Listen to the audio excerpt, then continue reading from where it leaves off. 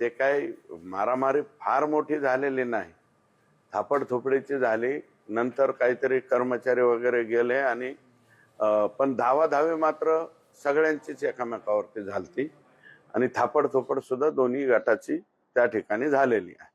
आणि त्याच्यामध्ये एक महादेव गित्ते कोण आरोपी आहे, बापू आंधळे.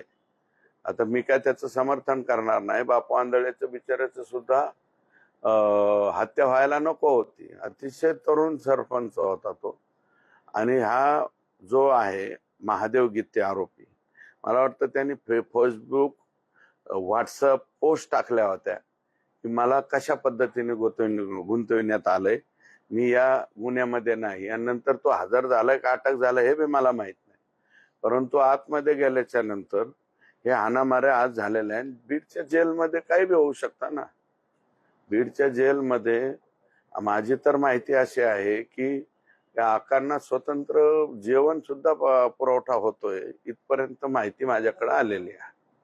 आणि एक स्पेशल कोणता तरी फोन आहे ज्याच्यावरून आकांचा डायरेक्ट कनेक्शन कोणत्या तरी परळीतल्या एका फोनशी होतं, इथपर्यंत माहिती माझ्याकडे आलेली आहे. मात्र सुरुवातीला व्हीआयपी ट्रीटमेंटचं